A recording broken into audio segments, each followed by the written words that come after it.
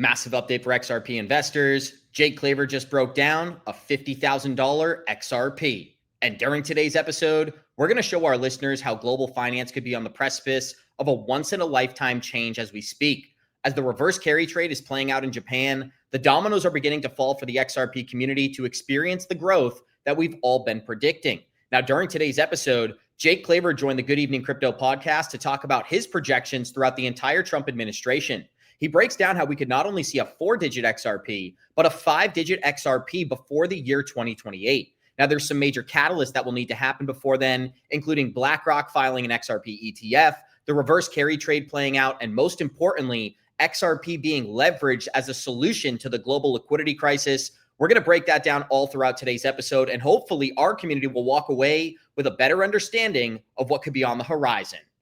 Hello and welcome back to another episode of Good Evening Crypto, your favorite crypto news related channel. If you enjoy this content, smash that like button and subscribe, and be sure to stick around for the entire video as you're going to want a full understanding of what we're talking about here. With that being said, let's break it down. Smash that like button. I want to get back into the domino theory really quickly, because when you think about where the XRP community could be by the end of the Trump administration, we're not going to go all the way to 2030, but think about 2028. Where do you think the XRP end game is there? By the end of the Trump administration, what is XRP's value and what is the role that Ripple is playing in global economics?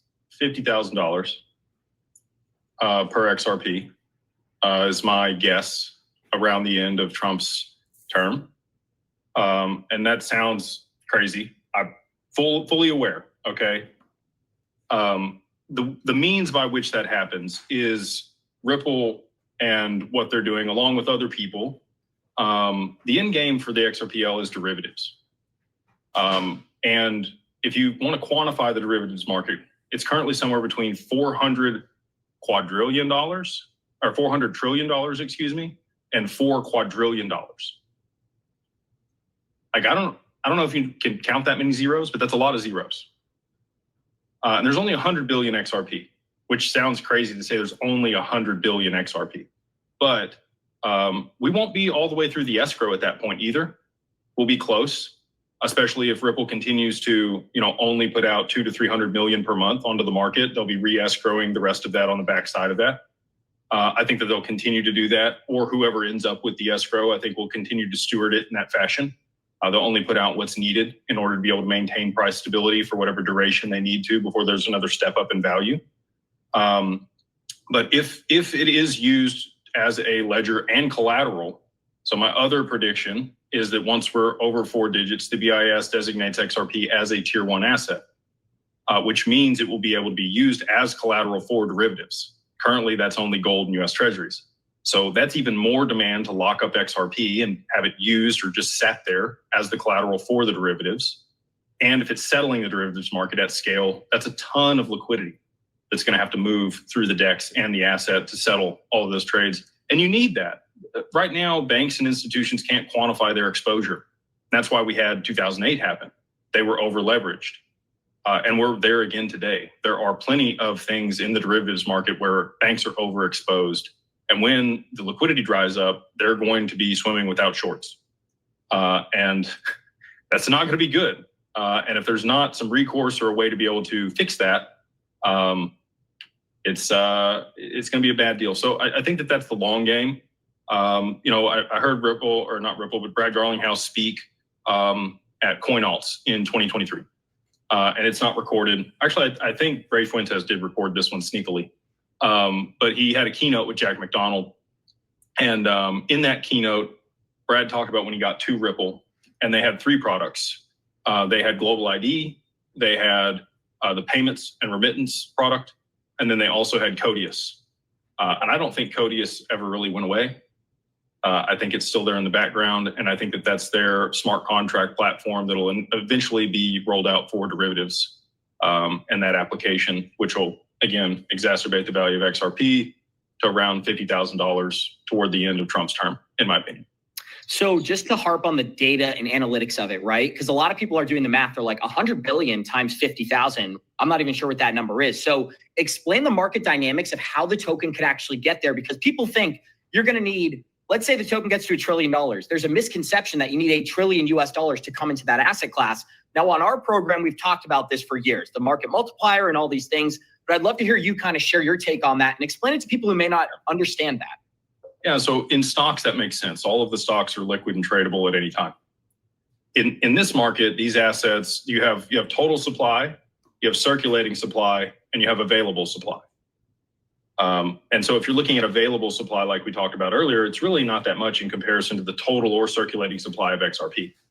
And if you want to go back, Robbie Mitchnick actually put out a calculator, who was the head of digital assets at BlackRock for a period of time, that showed that XRP would work, really well at $10,000 per XRP. And you might go, okay, well, the market cap is astronomical at that point. That just doesn't make sense. And in the context of a stock, it wouldn't. Most people want something analogous to something else in order to make decisions. But to your point, a dollar in doesn't equal a dollar out. So my example on this, and this is crude, this isn't exactly how this works, but it's an easy illustration for people to understand. I mint Jake token, okay? I mint a billion Jake tokens. It gets listed on Binance, and my mom buys one Jake token for $1. What's my market cap? Billion. Yep. There you go. That's the simplest analogy. And go ahead, Jake, sorry. Yeah, so anyway, you can see how that can get wonky very quickly because people think that amount of money has to move into the asset when it's really just the total outstanding number of the asset at the current trading value or what somebody's willing to pay for it. So yeah, the market cap is going to look bonkers on this thing when it's at these high values. But this is also a protocol. And I don't think people understand that either. Like imagine you send $1 every time you send an email. How many emails you get a day, Johnny? Oh, forget about it. I'd be retired already. So if you can imagine how much data is moved around at scale globally, it's the same amount, or probably not the same amount, probably more value that could be moving around every single day. When we moved from mail to email, like if you were really getting it back in the day, you probably sent like 20 or 25 letters a week, right? I get 20 or 25 emails in the first hour every day. And so just as a comparison, so that's the other piece of this that I don't think people are comprehending either is the volume of payments and the pace at which money is going to move is going to be exacerbated exponentially in comparison to how it moves today with all the frictions in the banking system.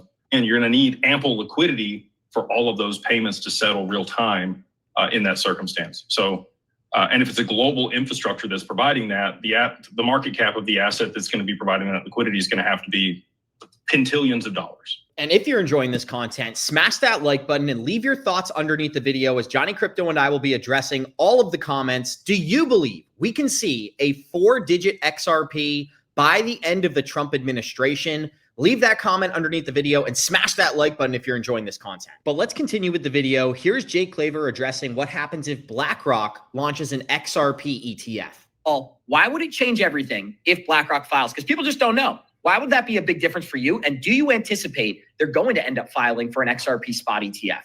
There's been a couple different instances where both Greg Garlinghouse and Larry Fink have been asked about a BlackRock ETF. Both of them said, I can't talk about that in those interviews. So it tells you there's something, there's a there, an NDA, something in place that they can't discuss on an open public network. So we'll set that aside.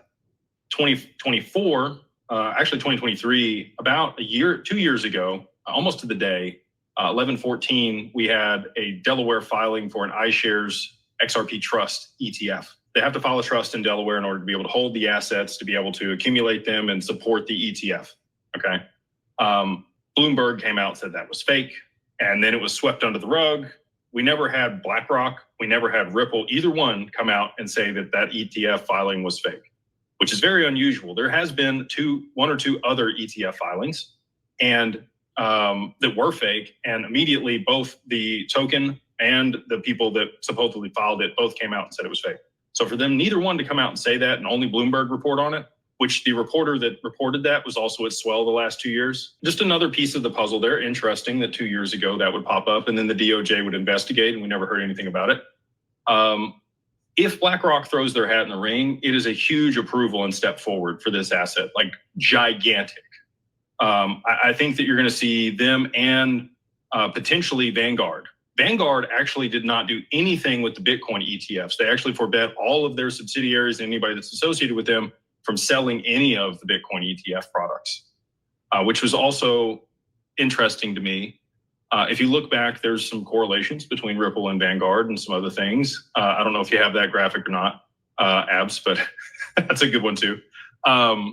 So anyway, they tend to be the cheapest on the fees. They did a 25 basis points or 0.25% on the Bitcoin ETF, and they aggregated a ton of Bitcoin.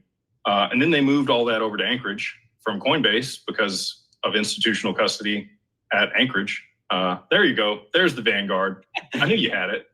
So it'd be interesting to me. I think that those are two other outstanding ETFs that we might see throw their hat in the ring here for XRP. And if we saw inflows from both of those, imagine the institutional demand from all of the counterparties for Vanguard. They have no exposure to crypto. They have none of the other ETFs. And now they have the XRP ETF products that they can allocate to. I think that we would see huge inflows from all of their counterparties as well. That would, again, just exacerbate how much XRP was taken off the market.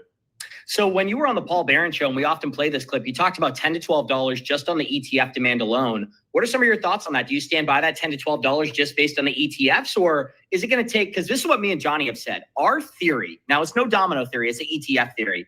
We thought that all these ETFs were going to get approved right around the same time, 3, 4, 7 days from one another, and you were going to get that kind of snowball effect that you just gestured at. I'd like to hear some of your thoughts on that. I think all of it's going to culminate to the perfect storm. Like you guys brought on here and you're talking about, the yield curve over there in Japan. And like, that's the first thing we jump to, right? We'll set that aside for a second. Yeah. If you just had inflows on ETFs with where the current supply is on the market, I think that that's probably a realistic price target for XRP, somewhere between 10 and 15 bucks. And that's just based off the ETF demand alone. And me and Johnny did some interesting math on this, is that there's basically a really big inflection point.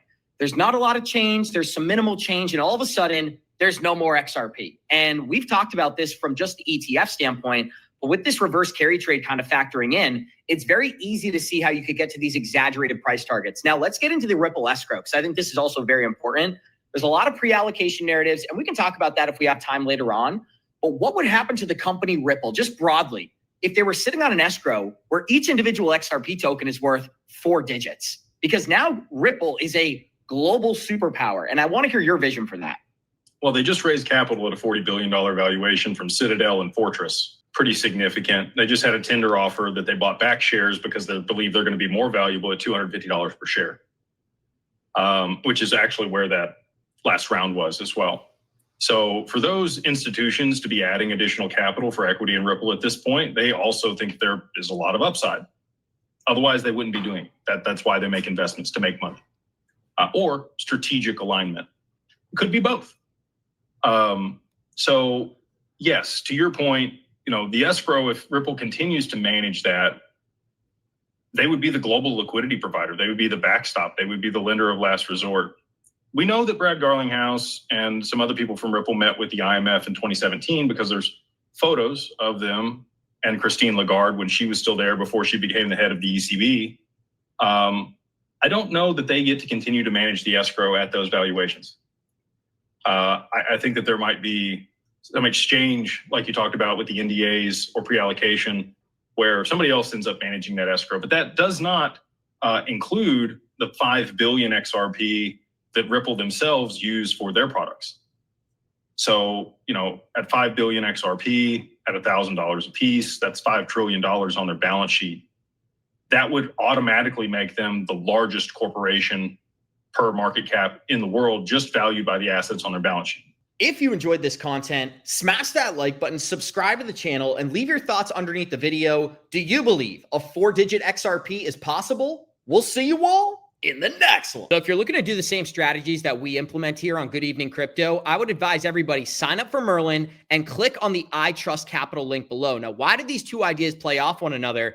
Merlin is going to allow our listeners to understand where they should be taking profit in this market, and ITrust is going to allow our listeners to take that profit tax-free through an IRA product. Now, that's not the best part about this. We are giving new clients a $100 sign-up bonus using the promo code GEC9. So I would encourage everybody, click on the link below the video, use promo code GEC9, and set yourself up for success during this crypto bull market.